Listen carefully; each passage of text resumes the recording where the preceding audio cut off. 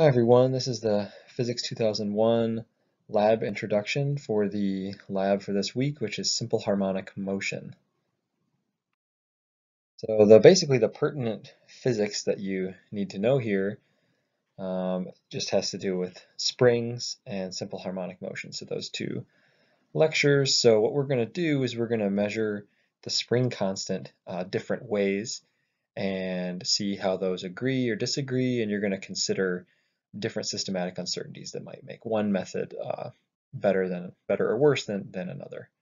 So the first is, the static case. You need to remember Hooke's law. So the applied force to a spring is equal to the spring constant times the displacement when that spring stretches. And so then the spring force, which is trying to restore that spring back to its unstretched position, is equal to minus the spring constant times the distance from the equilibrium position. So we often write this as delta x. And so that's your static case. So we can, for instance, hang a mass from a spring. That applied force is going to be m times little g, and that must be equal to kx. And we can solve for the spring constant that way. We can also use dynamics for the mass spring system.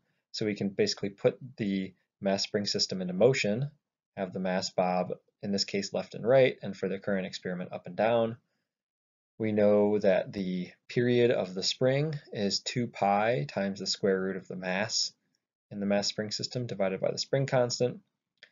We can also use the fact that F equals ma, and that from Newton's laws, and that F is equal to minus kx.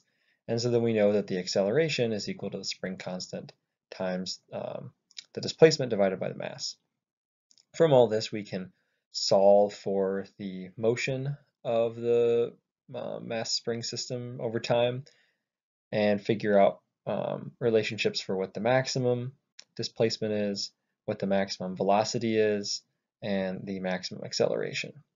Okay, and all of this is covered right in the lectures on springs and simple harmonic motion. So for the static case, we're just talking about hanging a weight and seeing how the spring stretches. And the dynamic case, we're really talking about the mass bobbing back and forth. Okay, so that's the physics, and for the rest of this, I'm just going to do a quick rundown of the things that you'll do during the experiment.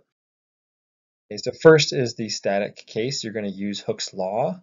So remember that the amount that a spring is stretched when you hang a weight from it is going to be proportional to the spring constant.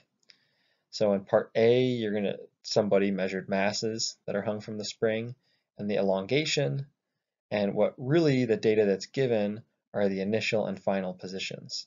So where the end of the spring was before the mass was on it, and where the end of the spring goes once the mass is hung from it. So you can figure out the elongation or the displacement, you measure the mass, and you know little g, 9.8 meters squared per second, meters per second squared, and you can solve for the spring constant. For part B, a force sensor was used. So instead of using m times little g, you use the value read from the force sensor. And this gives you an idea of how accurate that force sensor really is, because mg is pretty straightforward. Our mass scales are really good, and little g is little g. So this will give you an idea of how good that force sensor is. And for both of these, you can calculate the spring constant. Then the next thing that you're going to do is determine the spring period. So if you're going to watch the video demonstration that has a very similar lab, you'll see that we have a device that measures the position, basically the distance between a hanging mass and this position sensor. And so this device measures the position over time from an oscillating mass. So the position over time is measured. That's a sinusoidal thing. A fit is performed by this program. You can figure out the amplitude of the position in this case, period, and other things that you don't need to use. And you get an idea of the uncertainty here as well, according to the fit. So this is what's measured, the position over time. Now from that position over time, the velocity is calculated, and that a sinusoidal curve is created there from the velocity, because change in velocity over time is acceleration, and acceleration is calculated. And then because F equals ma, a force is calculated by this program. And in each case, sinusoidal fits are performed. And here you see the amplitude of the velocity. Here you see the amplitude of the acceleration. So this gives you max velocity, max acceleration, max force. Okay. You're basically asked to read off parts from these graphs and use that information. Now this might seem a little bit goofy for the dry lab, and it kind of is. You're just reading points from a graph. Really the purpose of this, part of the purpose of this lab was to get experience with some of this equipment because it's a little bit more sophisticated than what we're usually using for our labs. But in this case, sorry, you just get the data. Okay, so then in step 3, you're going to determine the velocity, the acceleration and force, and really the max velocity, max acceleration, and maximum force. And you'll read this from 2 different sets of graphs. So one, the amplitude is about half of the other. So those are part C, trials 1 and 2 that you'll find along with the lab data. And then finally, step 4 is you're going to determine the spring constant from the mass period relationship. So that's covered in the pertinent physics slide. And keep in mind these slides are attached to the lab instructions. So what you're going to do is there were 4 measurements that were taken.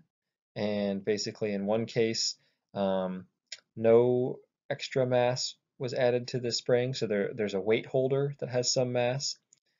And we will add no extra mass to that and put the system in motion. That's trials 1 and 3. Trials 2 and 4 for part D, 10 grams was added, so this is the additional mass. And you'll see in the lab instructions, you need to calculate the effective mass. So you have the weight holder has some mass, you've added some mass, and then the spring mass has to be taken into account. And so this formula is in the lab instructions. So you can calculate this effective mass, determine the period, and then evaluate the corresponding spring constant. And you can basically see how does that stack up to whereas the earlier parts of the lab, you determined the spring constant already.